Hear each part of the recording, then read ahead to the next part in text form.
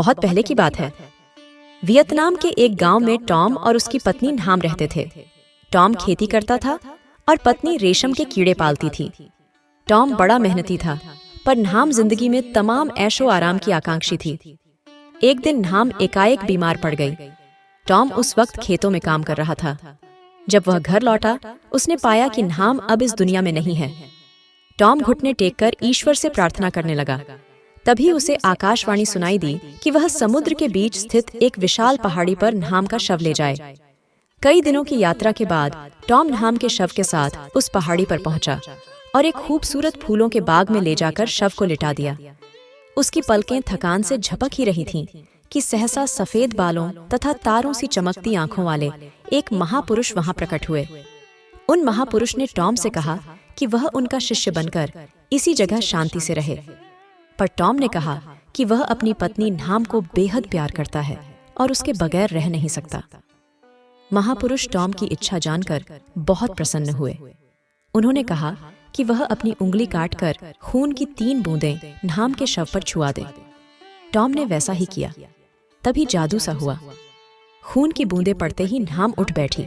तब महापुरुष ने न्हाम को चेतावनी दी कि अगर वह ईमानदार और मेहनती नहीं बनेगी तो उसे सजा भुगतनी पड़ेगी। यह कहकर वह महापुरुष वहां से अचानक गायब हो गए। टॉम और न्हाम नाव पर बैठकर चल दिए। रास्ते में एक गांव के किनारे उन्होंने नाव रोकी। टॉम खाने पीने का कुछ सामान खरीदने चला गया। नाव में बैठी न्हाम टॉम के लौटने की प्रतीक्षा कर रही थी। तभी एक विशाल सुसज्जित नाव उसके पास आई। उस नाव का मालिक एक अमीर था। उसने न्हाम को अपनी नाव पर आकर चाय पीने की दावत दी। चायपान खत्म हुआ तो अमीर ने न्हाम से उसकी खूबसूरती की प्रशंसा की और उससे शादी का प्रस्ताव रखा। यह भी वादा किया कि वह उसे अपने महल की एकमात्र रानी बनाकर रखेगा। न्हाम का तो सपना ही था कि वह धनी महिला बने, उसकी सेवा में ढेरों नौकर चाकर हों। वह चट से उस अमीर का प्रस्ताव मान बैठी। टॉम जब गांव से चीजें खरीद कर लौटा तो एक बूढ़े नाविक ने उसे किस्सा सुनाया। टॉम न्हाम की धोखेबाजी से आग बबूला हो उठा। वह फौरन उस अमीर के घर की तरफ रवाना हुआ। कुछ ही दिनों में वह वहां जा पहुंचा। उसके महल में पहुंच उसने एक नौकर से प्रार्थना की कि वह महल के मालिक से मिलना चाहता है।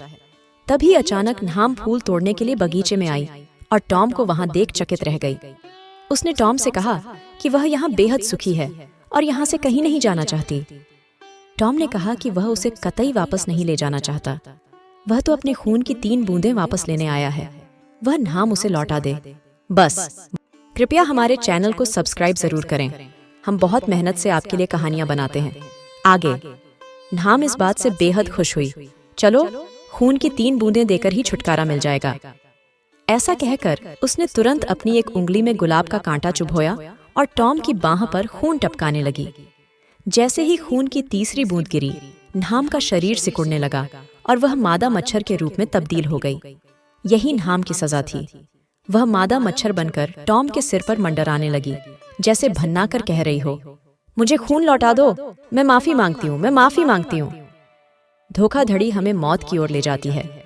आशा करते हैं आपको इस कहानी से सीख मिली होगी। वीडियो अच्छा लगे तो लाइक करें और कृपया आपसे रिक्वेस्ट है, पहली बार सुन रहे हो तो प्लीज प्लीज प्लीज सब्सक्राइब करें।